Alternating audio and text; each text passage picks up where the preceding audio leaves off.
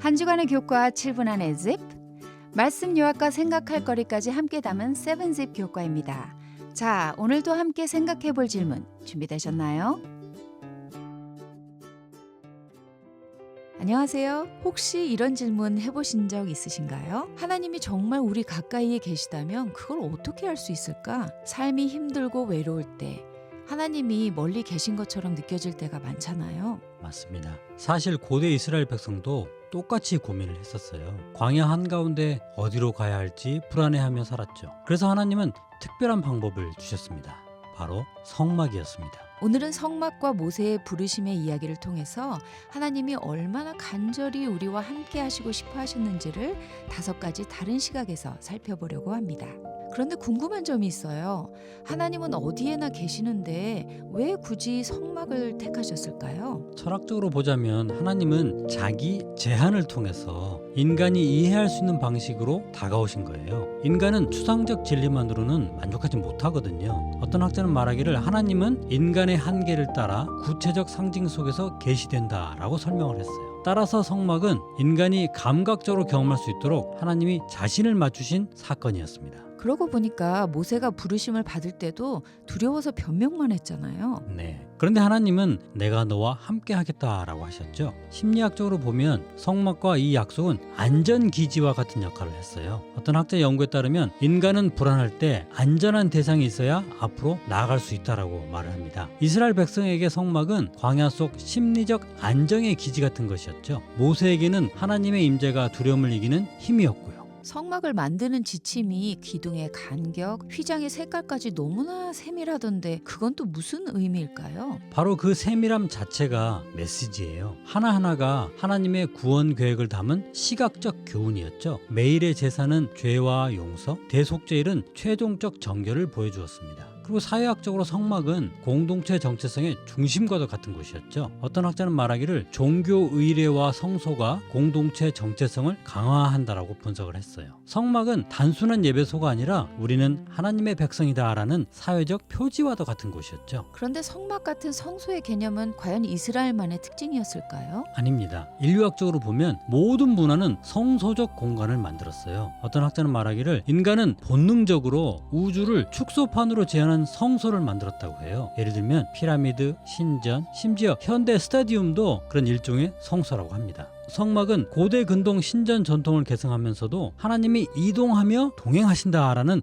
독특한 메시지를 담고 있죠. 성막의 지침 앞뒤로 안식일의 명령이 강조되는 것도 참 인상적이더라고요. 성막과 안식일이 과연 연결이 되나요? 네, 성막이 공간의 성소라면 안식일은 시간의 성소 또는 시간의 지성소 같은 곳이에요. 둘 다 하나님이 우리와 교제하기를 원하신다는 증거지요. 그리고 오늘 우리에게는 물리적 성막 대신에 작은 성막 경험이 주어집니다. 예를 들어서 가정에서 함께 식사하며 기도할 때, 공동체와 예배드릴 때, 또는 혼자 조용히 묵상할 때. 아브라함 헤스켈이라는 사람은 안식일을 시간 속의 성소, 시간 속의 지성소라고 말을 했는데 이는 곧 현대인의 성막 경험을 말하고 있습니다. 그렇다면 이 모든 성막의 이야기는 결국 어디로 이어질까요? 요한복음 1장 14절이 클라이막스라고 저는 생각을 해요. 말씀이 육신이 되어 우리 가운데 거하시매. 여기서 거하시다는 장막을 치다라는 뜻이거든요. 예수님은 성막의 완성, 임마누엘 그 자체, 그리고 성령을 통해 지금도 우리 안에 내적 성막을 세우고 계십니다. 최종적으로는 요한계시록 21장에서 하나님이 친히 우리와 함께 하시며 영원한 성막을 이루실 것입니다. 결국 성막에서 시작된 이야기는 모세의 부르심과 광야의 공동체, 예수님의 성육신을 거쳐서 오늘 우리의 삶과 미래의 소망까지 이어지는 거네요. 참 긴 여정이지만 그 핵심 메시지는 하나인 것 같아요. 맞습니다. 한 문장으로 요약할 수 있죠. God with us. His presence brings restoration, salvation, and hope for eternity. 하나님은 단지 먼 하늘에 계신 분이 아니라 죄로 인해 멀어진 우리와 다시 가까워지고 싶어 하시는 그런 분이세요. 성막의 구름과 불기둥, 안식일의 쉼, 예수님의 성육신과 십자가, 그리고 성령의 임재까지 모두가 내가 너희와 함께 하겠다는 그런 약속이었네요.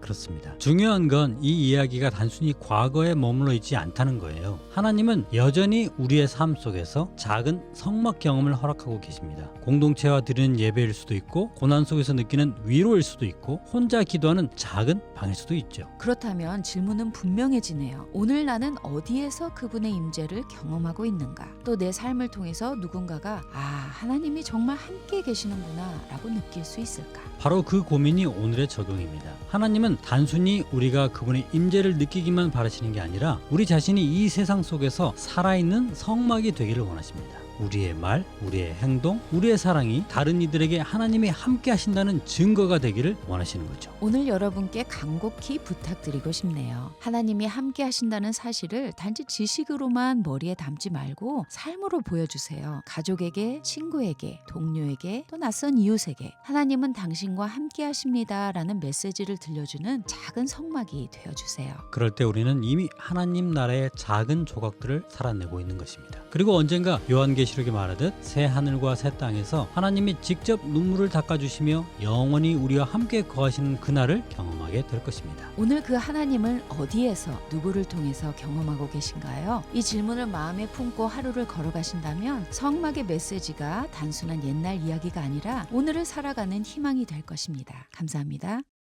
짧지만 깊은 말씀 즈 다음 주에 또 뵙겠습니다.